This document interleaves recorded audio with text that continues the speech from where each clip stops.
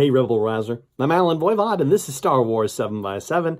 We're at episode number 1735 today. Thank you so much for joining me for it. Thank you so much for subscribing, for rating, for reviewing. Thank you especially to the patrons making this possible every day with their support at patreon.com/SW7x7.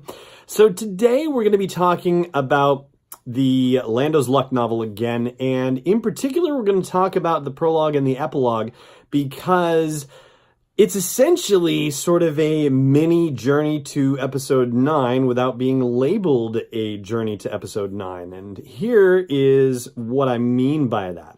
If you think back to the journey to the Force Awakens, there were 3 novels that were released for young readers or younger readers. There were The Weapon of a Jedi, Smuggler's Run, and Moving Target.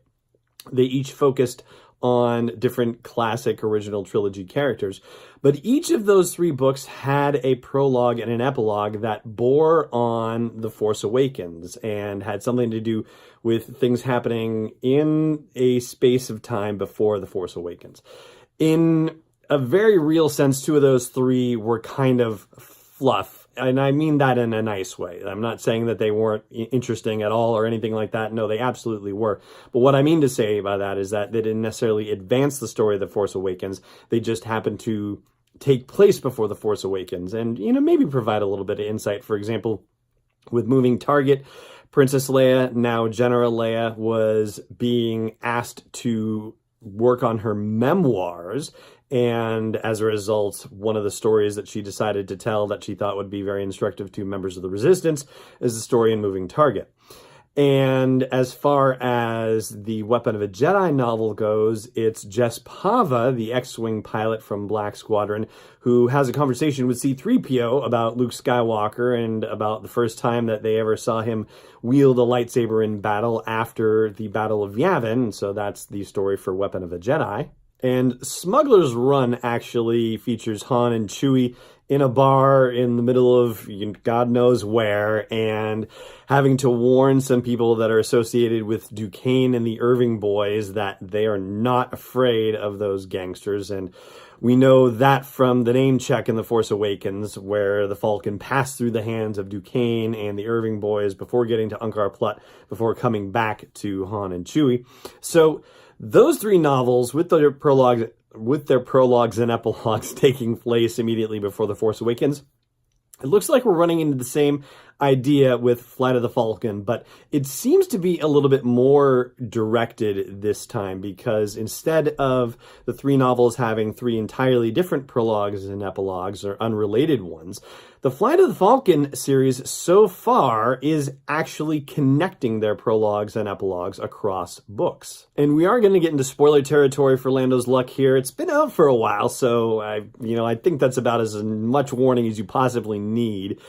So here we go. We're going to dive right into the prologue and the epilogue. The gist of it is that Bazine Netal is on the hunt for information about the Millennium Falcon. And Bazine Netal is the Harlequin-dressed looking gal that was hanging out with that giant creature Grumgar in The Force Awakens when they were at Maz's castle on Takodana. And she's the one who informed the First Order that BB-8 was on Takodana. And that's going to be important for our discussion a little bit later here in the show.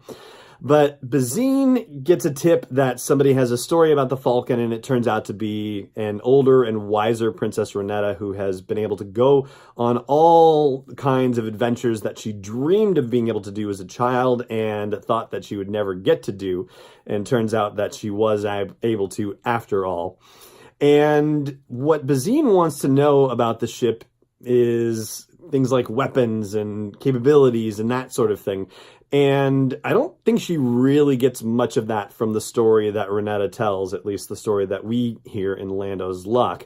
And it is stated as evident that the Falcon has definitely been modified beyond its original specifications, but the story that Bazine is hearing takes place roughly 40 years earlier because it's taking place before the events of Solo: A Star Wars Story, which itself takes place roughly 10 years before the events of the original trilogy, which takes place roughly 30, 4 years, if you're counting from the Battle of Yavin, from the events of The Force Awakens. So yeah, we're talking nearly half a century's difference. So, how much help this could be to Bazine, who knows, except that any bit of information could be useful to her. And something else that's interesting, at least from a galactic map kind of standpoint, this prologue and epilogue takes place on a planet called Vixnix, which is a new introduction for us.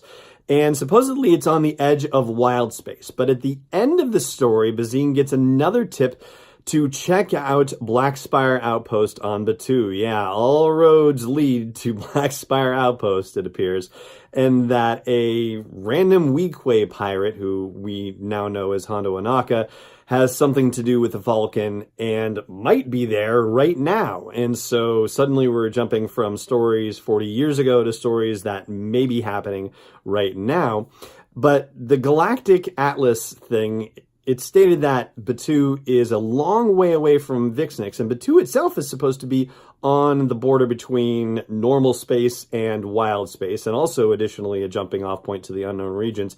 So it does suggest that the border between the known galaxy and wild space is rather large if it's supposed to be a long distance from Vixnix to Batuu, and yet, they're both on the edge of wild space, but still in the normal galaxy. And there's one other very important question that's central to this notion of these prologues and epilogues with Flight of the Falcon.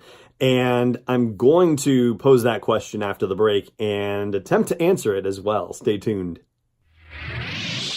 This episode is brought to you by Audible. You can get your free trial at sw7x7.com/audible, AUDIBLE. I've been checking out the audiobooks for Star Wars on Audible since the reboot of the canon with A New Dawn by John Jackson Miller. And everyone I've listened to, I've enjoyed the heck out of. And now they're coming out with an audiobook exclusive, Jedi Lost. That's going to debut on April 30th. So the only way you're going to get that is by getting the audio version. So you might as well get a free trial for Audible and get your hands on it. You can go to sw7x7.com/audible, sign up, and when it comes out, you'll be all set.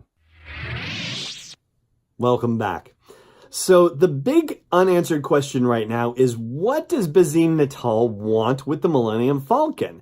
I mean, after the events of Lando's luck at the end of the epilogue, when the princess has disappeared and she gets the tip about the Falcon possibly being on Batuu, she reflects to herself that after hearing the princess's story, she was even more determined to find the Falcon and that it couldn't hide from her forever.